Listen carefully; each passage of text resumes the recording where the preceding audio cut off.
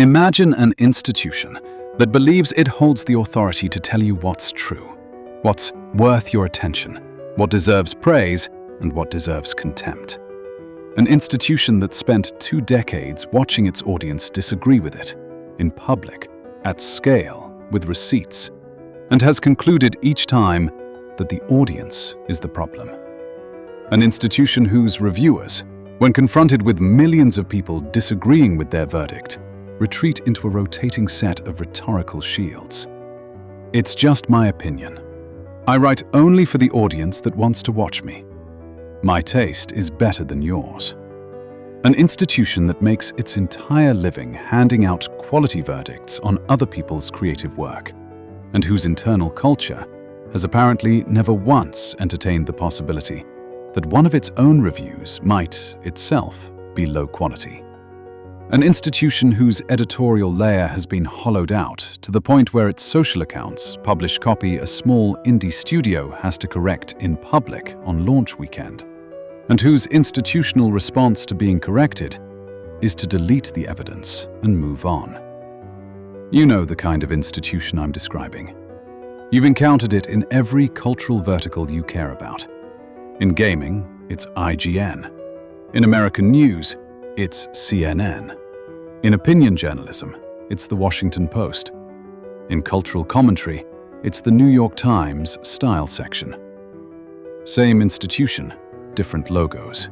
Same playbook, different verticals. And the playbook has 3 parts. Arrogance at the top, incompetence in the middle, and the third one, the one the other 2 have been covering for, is what this whole video is really about. Because legacy media didn't collapse by accident. Legacy media collapsed because this playbook was designed to extract maximum revenue out of manufactured controversy, while the underlying public trust that made the institution worth anything quietly went to 0 in the background. Trust in American news is at the lowest number ever recorded, and still falling. Roughly 7 in 10 Americans now say they have little or no confidence their news outlets can report a basic fact accurately. Newspapers have been dying by the thousands for 2 decades. A single independent podcaster now pulls a bigger weekly audience than most of cable news combined. This isn't a bad stretch. This is a terminal condition. And nowhere is the entire collapse more visible in real time right now than at IGN, the institution that's managed to publicly embarrass itself twice inside a single month in the gaming space. Less than a month ago, IGN filed a 6 out of 10 on Crimson Desert that triggered weeks of backlash, a public statement from the reviewer himself about the possibility of rescoring the game, and a credibility event large enough it ended up threaded into the Pearl Abyss stock story. That was mid-March. Today is mid-April. And in the span of the single week just past, yet another IGN reviewer filed yet another 6 out of 10, this time on Mouse PI for hire, and the entire gaming community has spent days openly dunking on it. Luke Stevens broke 6 figures overnight on the reaction. Moist Critical ran a segment on stream and called the reasoning turbo wacko sauce. Pretty much every major voice in the gaming media critique space piled on within the same window. 1 institutional disaster a month is a pattern. 2 inside 30 days from 2 different reviewers on 2 different games is the fingerprint of an institution whose playbook has become fully visible to the people it used to hide it from. And the question worth asking here isn't why IGN keeps doing this. It's why this exact failure mode keeps recurring, in exactly this shape, across every legacy institution in the culture at the same moment in history. Mouse PI for Hire dropped last week, a cartoon boomer shooter voiced by Troy Baker, set in a 1930s rubber hose world of cheese puns, Steamboat Willie callbacks, and Young Frankenstein references, rendered hand-drawn in black and white. Critical reception was across the board warm, settling comfortably into positive territory on every aggregator and pushing into overwhelmingly positive range on Steam by the end of opening weekend. But of course, IGN went the other way. The review reached for some academic-sounding literary theory term to criticize a cartoon mouse shooter for the unrealistic frequency with which its cartoon mouse protagonist kills other cartoon mice. The actual written complaint was that the main character kills more enemies in a single mission than Philip Marlowe does across the combined works of Raymond Chandler. And, as Luke Stevens pointed out on his reaction stream, this whole critique makes no sense once you remember what Mouse P.I. actually is.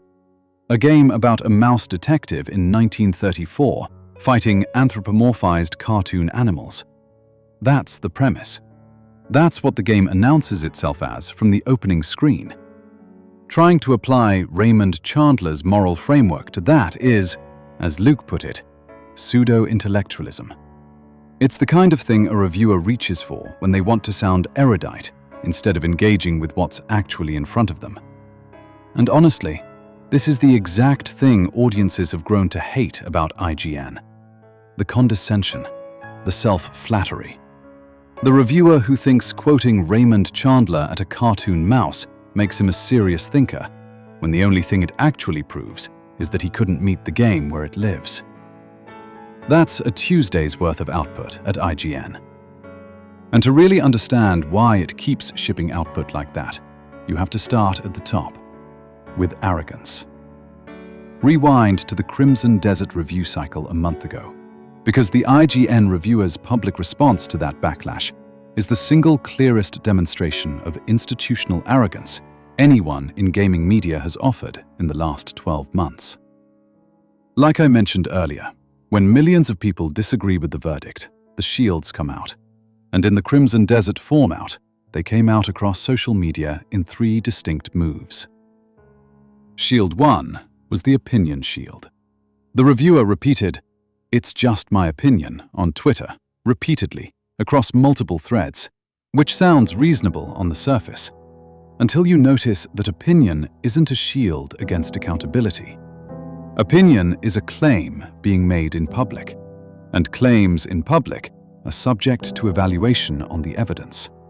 And the evidence in this case was the Crimson Desert score sitting as an outlier against a broad critical consensus, a user score that mirrored it almost exactly, and more than 5 million copies sold in the first month.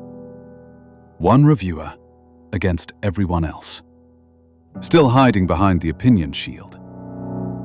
Shield 2 was the audience shield. His actual quote, "At the end of the day, my obligation is to the people who read my reviews, so I always lean that way." Which sounds noble on the surface. Obligation, readers, professional duty. Until you hear what he's actually saying.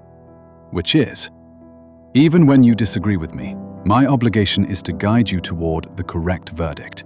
Because apparently you can't be trusted to evaluate quality on your own.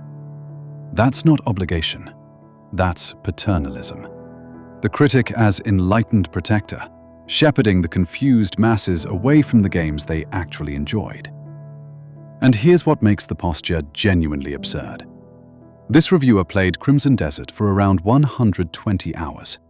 A huge chunk of the 5 million people who bought the game have played it longer than that. Plenty of us have. So, the authority position he's claiming, the enlightened protector role, the duty to correct the readers who got it wrong, it's all built on exactly what? A salaried byline at IGN. Not more time with the object, not deeper engagement, not any meaningful gap in expertise between him and the audience he's condescending to. Just the job title. That's the least self-aware form of arrogance there is. And Shield 3 is the one that actually made the Crimson Desert fallout funny. The reviewer retweeted a post whose argument was that just because Michael Bay movies are popular doesn't mean they're high quality. The implied parallel being that just because Crimson Desert is popular doesn't mean it's good.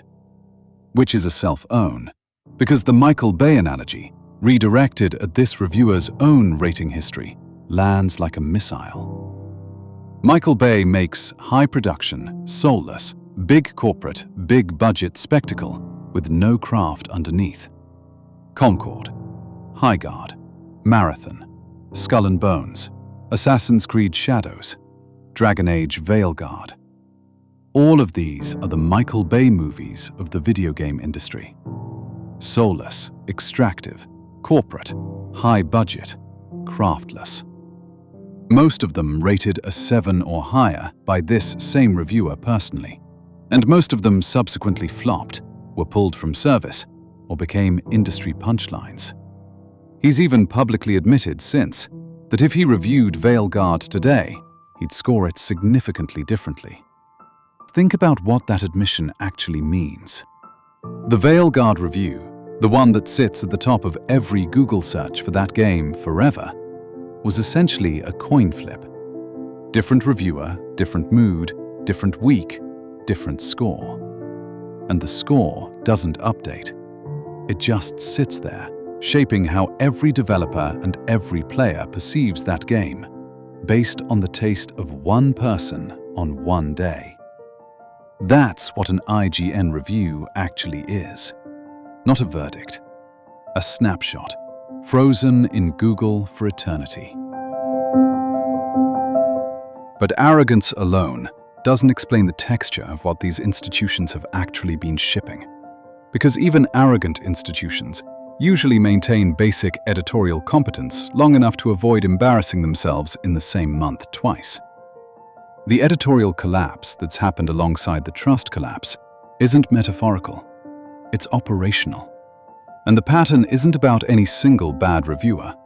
It's 3 different reviewers on 3 different games producing the same failure mode under the same byline. Luke Stevens has been compiling the evidence on IGN's editorial side for the better part of 18 months, so most of what follows is his work.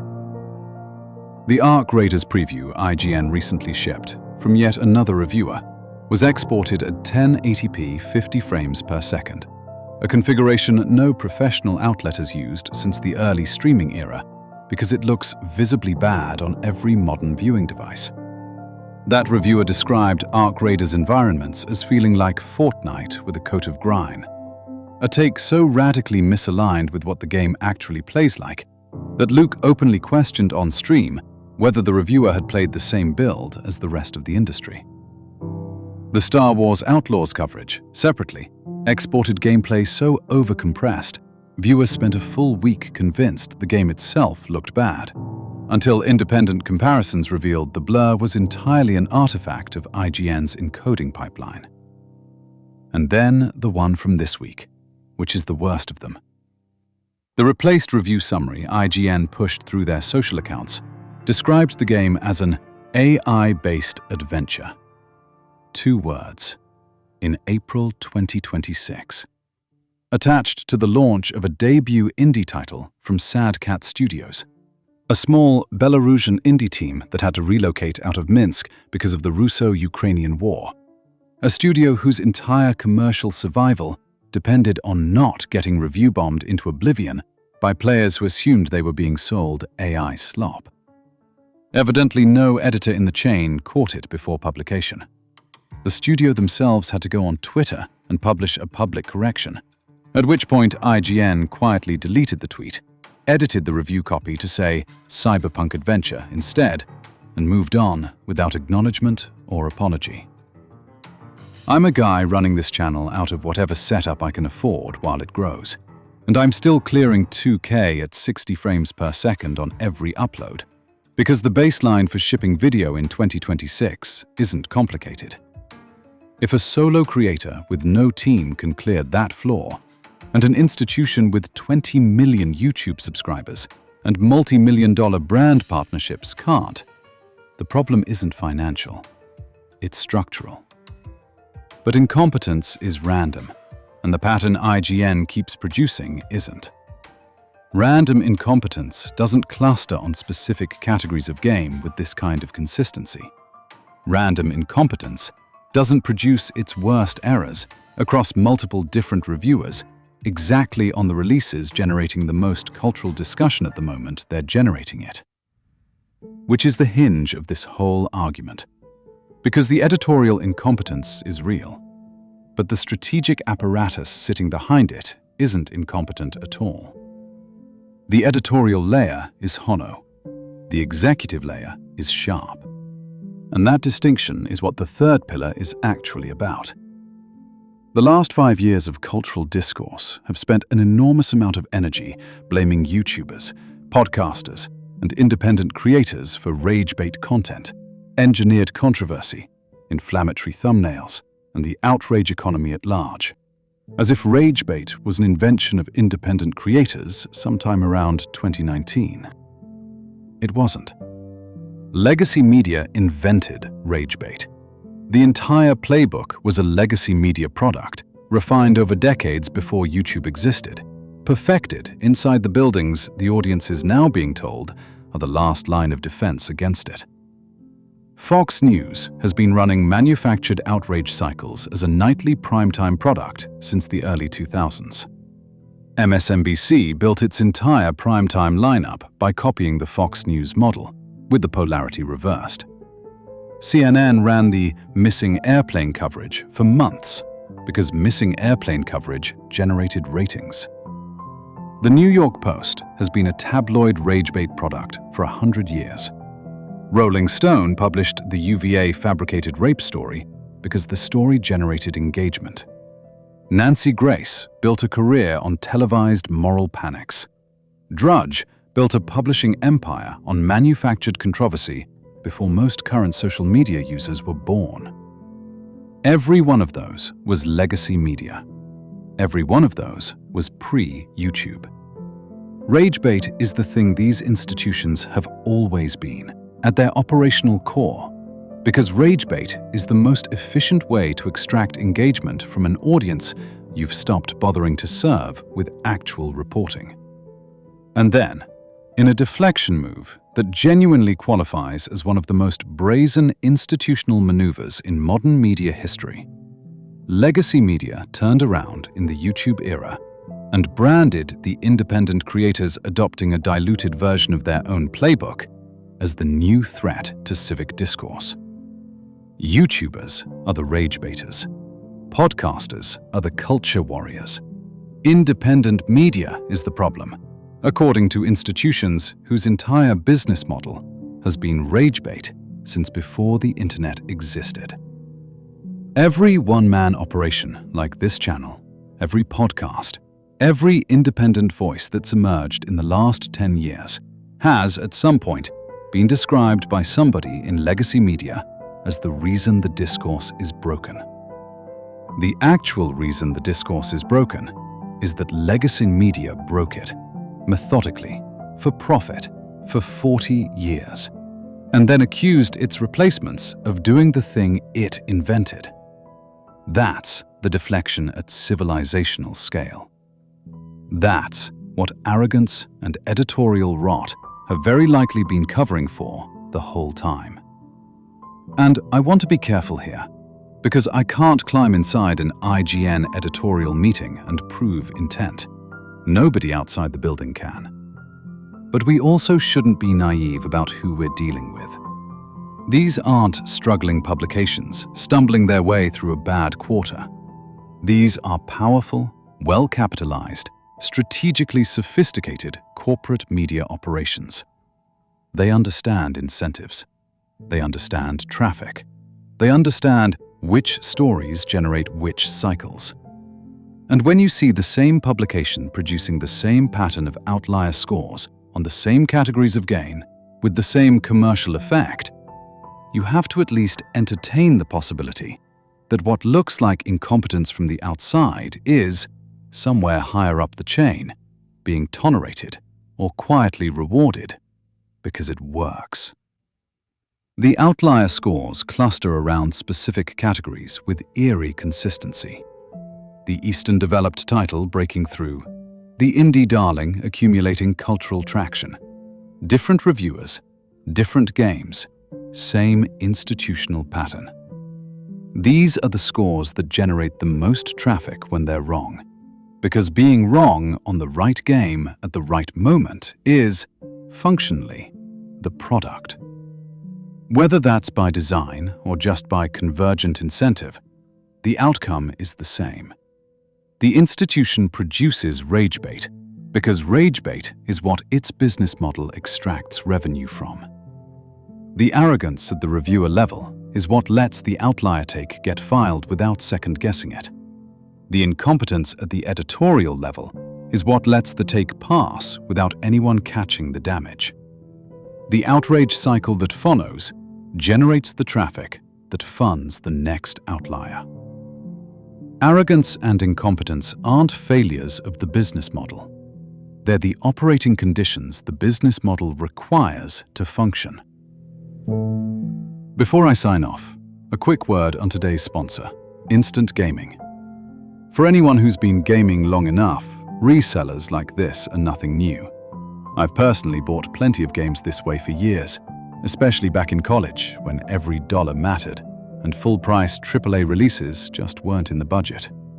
Instant Gaming has a catalog of more than 15,000 titles at real discounts, with instant digital delivery and 24/7 human support. If you want to pick up something like Crimson Desert or any of the games mentioned in this video at a better price than retail, the affiliate link is in the description and pinned in the comments. Clicking through costs you nothing and helps support the channel directly. There's also a separate community giveaway link, where one lucky viewer gets to pick any game they want from the Instant Gaming catalog.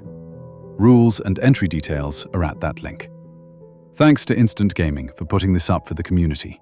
And on that note, genuine thanks to everyone watching, everyone subscribed, everyone who's left a comment, dropped a membership, sent a donation, or joined the Discord. It means the world to me. Until the next one, take care.